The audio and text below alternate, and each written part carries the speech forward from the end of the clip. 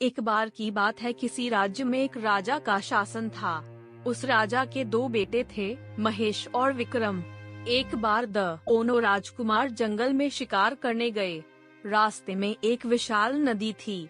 दोनों राजकुमारों का मन हुआ कि क्यों ना नदी में नहाया जाए। यही सोचकर दोनों राजकुमार नदी में नहाने चल दिए, लेकिन नदी उनकी अपेक्षा से कहीं ज्यादा गहरी थी। विक्रम तैरते तैरते थोड़ा दूर निकल गया।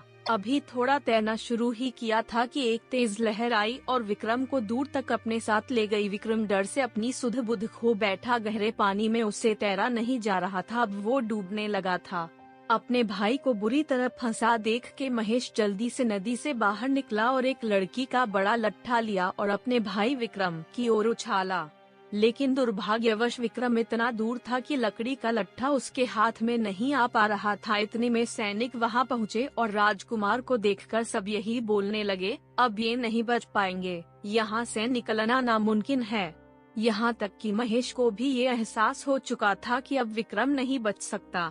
तेज बहाव में बचना नामुमकिन है। यही सोचकर सबने हथियार डाल दिए और कोई बचाव को आगे नहीं आ रहा था।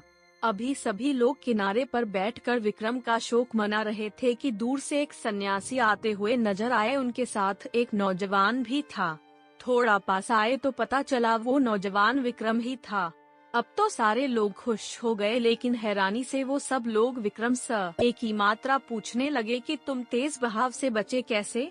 सन्यासी ने कहा कि आपके इस सवाल का जवाब मैं देता हूँ। ये बालक तेज बहाव से इसलिए बाहर निकल आया कि उनकी इसे वहाँ कोई ये कहने वाला नहीं था कि यहाँ से निकलना नामुमकिन है। इसे कोई हताश करने वाला नहीं था। इसे कोई हतोत्साहित करने वाला नहीं था।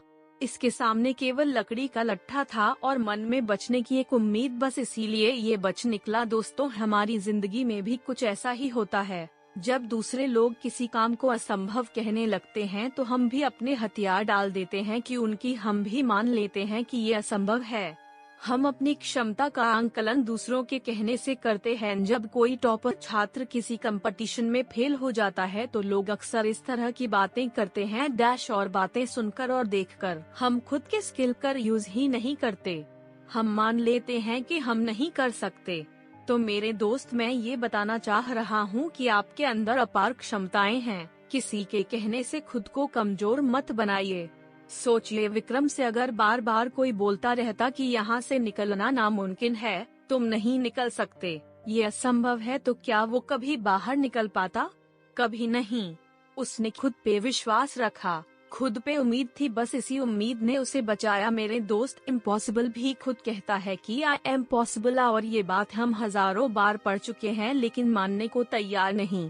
सब कुछ जानते हुए भी हम इस इम्पॉसिबल से हमेशा डरे रहते हैं और इसी की सीमा में रहकर जिंदगी गुजार देते हैं। तो आज से ही अपने मन की डिक्शनरी से ये इम्पॉसिबल शब्द निकाल फेंकिए और दूसरों की बातों को इग्नोर करके अपनी पूरी क्षमता से आगे बढ़िए। ईश्वर आपके साथ है।